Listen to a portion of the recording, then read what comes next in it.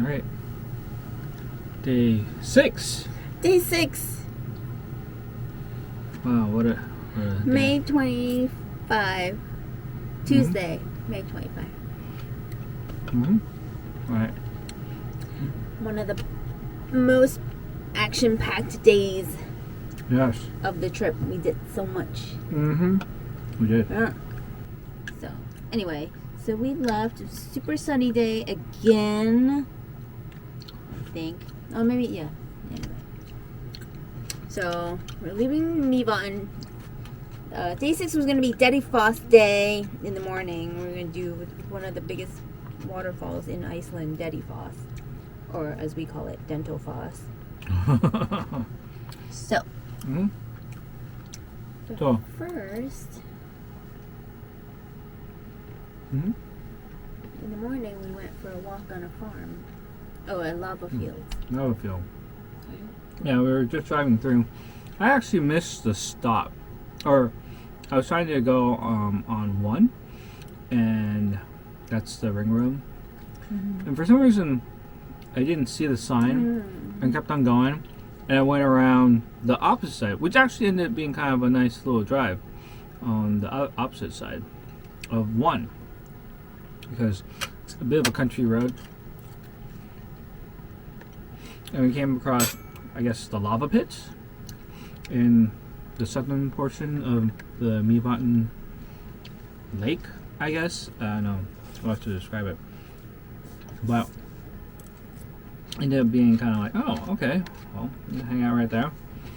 And popped out, walked around, and that's when we saw a herd. It's actually farmland. And when we popped out, we're like, where's our lamb? Just kind of grazing in this like tourist attraction. But it's basically the attraction is on top of a farm, and the sheep go out there and they graze. Yes, it was all very cute. Very cute. And then afterwards, we were like, all right, let's just get going. So we had initially thought, let's go ahead and, after significant research at Dettifoss, should we go to the north? I mean, no, to the east or the west entrance. The east, everyone seemed to say, if you're going to try to take pictures, go east, go east, go east. The pictures are so much better on the east side, and that's what we kept on seeing. And we said, okay, so let's go to the east side. Threw it into Google Maps, and we're like, okay. And the only reason why we're a little bit hesitant is that is an unpaved road. So, but no big deal. We've seen far worse stuff, I think, driving through the West Fjords. So, okay, no big deal. And then there's like this major hike from the east parking lot to see, I think, Selfoss and then Dettifoss, so you can get these spectacular photos and that kind of thing. So we're like, okay, it's still gonna be worth it. So we get in the car, we drive, go past the from the Mývatn area. We go past the west parking lot entrance, freeway or whatever it is, and we go to the east side. Like, all right, turns into an unpaved road. Drive. We've probably driven at least an extra, like 35 minutes, I think, to 45 minutes. And we get to this one spot where we're supposed to go up to the east parking lot, and the road is closed. Yeah. The sign said no entry. Any sort of issues, conditions on that road will be significant effort to go resolve it. Basically, the sign Basically, says, you're on your own if you get stuck. will incur major cost. Yeah. So, what do we do? what do you think We did the smart thing, which is turned around and went the opposite side. we heeded the warning. We followed the signs, and yeah. Because with the rental camper van, we don't want to if there was significant damage or issues, we didn't want to run that risk. Yeah, exactly. Didn't want to ruin our trip. Mm-hmm. Yeah. So, not worth it. Yep. You know, not worth it for the gram. Mm-hmm. But we had wasted a lot of time driving out there, and then we went the opposite. That's where I found out, wow, we would have had to drive a pretty long distance in addition to what we had already driven. So maybe it was worth it to kind of go that direction. And I'm going to say yes. It was probably worth it. Because after going into the Dettifoss area, it's just snow. There's just snow everywhere. When you get up there, you just, even when you're heading to the parking lot, it's just, because you go up the mountain, or, is it a mountain, or like just a hill? Doesn't matter. But it's just tons and tons of snow. Luckily, the west side parking spot is much easier to get to because everything's paved, which is fantastic. And they have bathrooms there, which is kind of nice. And then we get off and we're like, okay, this is good. We just park in the parking lot, and after that we're going to go down and check out the lower fall, which is Selfoss. So the road takes you, the walking path is basically, I don't know, I think of it as kind of walking on an alien planet. Yeah, it is pretty neat.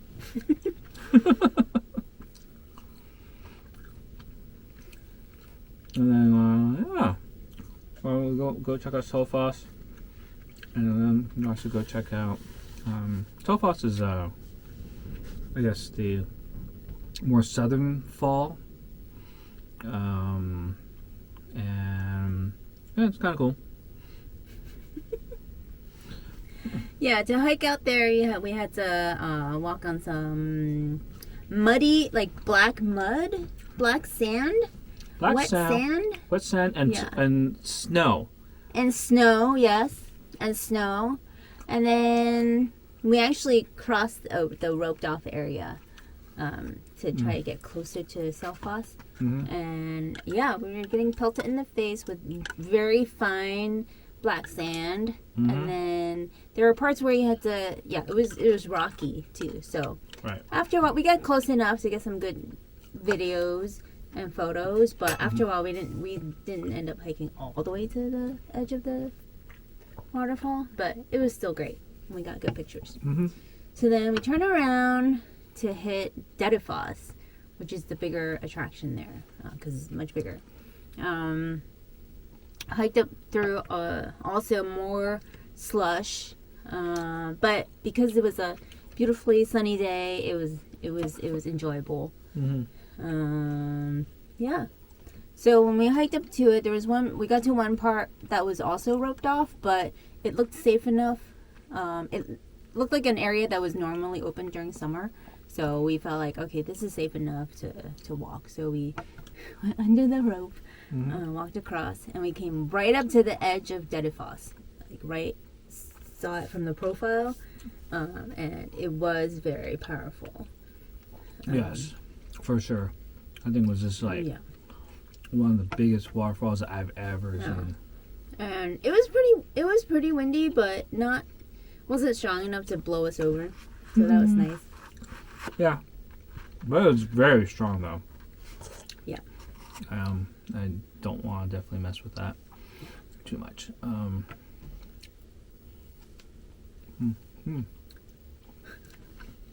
shit. So then, Dettifoss. They had nice observation area. So we walked up to observation area. This Asian couple there asked us to take pictures for them. So we asked them to take pictures for us. It was just gorgeous, sunny blue sky. So at a waterfall, it was just really nice. And then they had a separate platform that had a kind of a raised area. It's with a incline that went to a raised platform where you can get really nice photos of the waterfall. And just so happens by the time we got there, we were the only people in that section of the park, of the area. Once again, thank you, Iceland, Yeah. keeping us isolated from everyone else. So we're able to get some super nice photos with just the two of us. No one in our shots. Yeah. Mm-hmm. No other shots, so. So I was like, oh wow. So yeah, overall the hike back to the parking lot is again slushy, snowy, but it kind of made it fun. I thought, Yeah, if you rambling on rocks a little bit. What's the word? Yeah, just climbing on rocks a little bit. But nothing dangerous. So yeah, nothing dangerous. Just was nice. wet, a lot of wetness. Yeah. There's a lot of people going with like just sneakers, and finding that's like the worst set of shoes to ever bring to that area because your shoes are just soaked. There's so much ice. When you step into something, it'll just collapse. And yeah, it's pretty wet. it was very wet. So definitely, if you go, we're going in May. So if you go wintertime or even in May, there's going to be ice and slush and a lot of wetness going on. So don't wear those shoes. Be prepared. Yeah. Mhm. So after that, by now it's about like 2:00, right? Is it? 2 something. I don't know. Oh, all right. Mm-hmm. Something like that. Come on. So Ed had looked up a farm called I don't remember. Vogas. I can't say it. Vogafjós Farm Resort that has kind of farm to table. So they smoke a lot of their own meats, smoke a lot of the fish. Mm-hmm. There's cows there, so they're dairy. It's a dairy farm also with their own milk, their own butter. They make their own geyser bread, which is the underground rye bread with the brown rye bread, which is so delicious. So we went there for lunch. And what did you think? Man. Probably one of the best meals we had thus far. Yeah. In Iceland. It was good. That farm to table and the dining room. Such a gorgeous view of Mývatn Lake and like part of the farm. You can see the lambs in the background. And because we're going in May, there's all these like little lambs all over the place just running around. So super cute. And then because the restaurant is next to their the pens where they hold the cows and where they milk the cows, you can kind of see through a glass plane the cows, and if you go at certain times you can watch them actually milk the cows.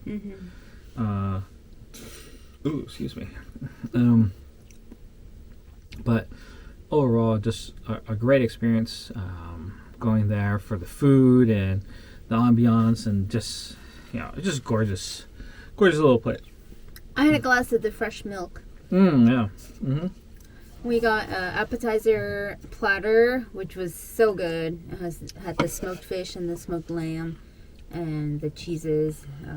So good, so delicious. So good. For entree, I got Oh, you should talk about the milk, because the milk had a flavor to it. No, it's kind of. Yeah, I thought it was kind of grassy. I thought it tasted like regular milk, but it smelled a little grassy. Yeah. Yeah. It smelled like country.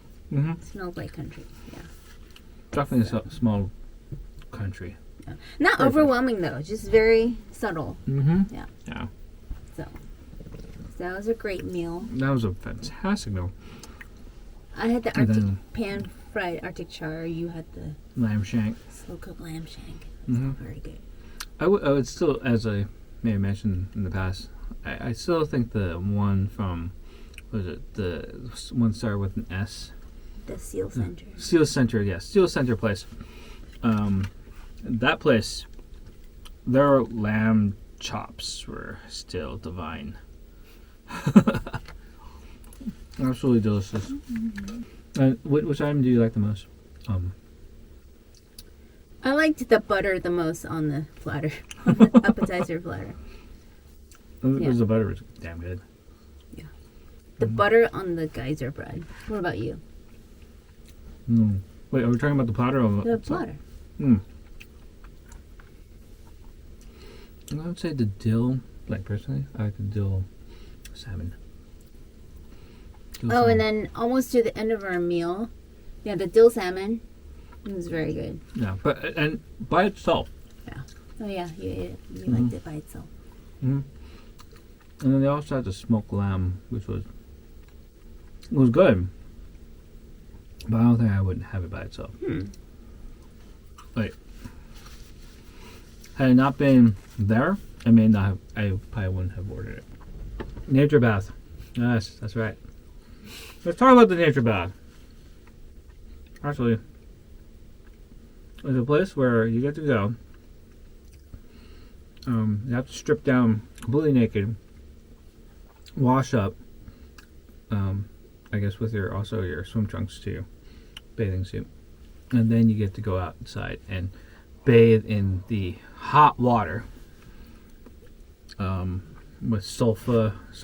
Like it's just the hot geothermally heated water, and you just sit in the pools. Some of those pools it's extremely hot. Yeah. Boiling almost. Yeah, so there were primarily two big pools. One closer out towards the cliff, towards the water, was definitely cooler. The one closer on the inside was much warmer, and that's where everybody else was. Go figure. That's also where the bar is. So, so we hung out there for a good hour.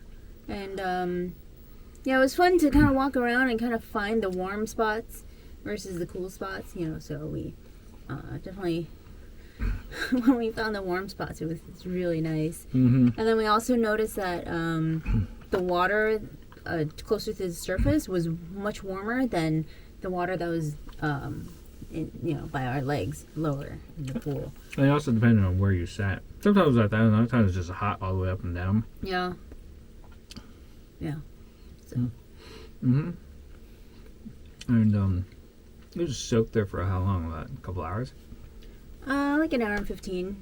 Before we jumped out, ran back to the changing room because it was so cold. Yep. So, then you wash off again. Wash all that stuff off. And they have some nice shampoo and body wash and conditioner. Wow. So, cleaned up all the way. Yeah. Felt good. Walked outside. And, of course, someone takes my sandals. Yeah. Pissed about that. Yeah. My Rainbow Sandals are currently in someone else's possession. Punk ass. Yeah. Sorry, hon. I'll have to get you another pair. In the meantime, I had to go ask Cayenne to go to the car, grab my shoes, bring them back in, so I could at least walk outside. No, pissed about that. So what was the name of that place? I forget the name. I can't say it. It starts with a G. It starts with a G. And the great thing is that it's right off of the freeway or the road to get to it. Very conveniently placed. I think there was a few people already there who were also taking pictures of the area as well. Yeah. So they had their nice cameras out and just taking pictures, and then we had our iPhones. We got good pictures. And we still got good pictures. And didn't need all that fancy equipment for it. So it was great. Steamy in there. It was very hot. Well, did you tell me how hot did it get? It said it got up to 200. Yeah. And it's clear. You can see the bottom. Because it's so clear. Because it's so clear. And you can't bathe in it anymore, I think. Yeah, because it's so hot. Yeah. Wow. And then we hit this, was it the geothermal pools? They're kind of... I don't know what they're called. Yeah, but it stank like sulfur. talking on the mic. And those pools are just spewing out steam. That's the name of the place. Can't pronounce it. Can't even see it. Oh. Yeah. All right, good enough. don't know. It's okay. It's kind of nice to kind of walk around and go, oh, this is cool. And then seeing just steam bubbling out from the pools. And there's a couple of spots where it's like almost like small little volcano piles or something like that with steam spilling out. And then we're like, okay, we had enough of this. And then, okay, so we kept on driving and heading east. And I don't know what mountain that we hit, but there was cloud. Basically, it went so high that cloud blanketed the entire top surface of the mountain and made visibility almost impossible. I think I was driving 60 kilometers per hour or something like that. Oh, not even. I think you were slower. Maybe, yeah, I was probably even slower than that. I was probably 40 kilometers per hour because it was basically there was no visibility whatsoever. None. No visibility. Yeah. It was kind of scary actually. And I couldn't see anything in front of me. Ooh, and there was a sign that said, "Watch out for reindeer." Oh yeah, watch out for reindeer. We're like, oh no, we gotta watch out for reindeer. Yes, on top of that. So, but yeah, that was and I was traveling in the evening, and yeah, that was just not a good situation to be in. But and even though it was pretty light out, you just could not see through that cloud. Had fog lamps and had everything.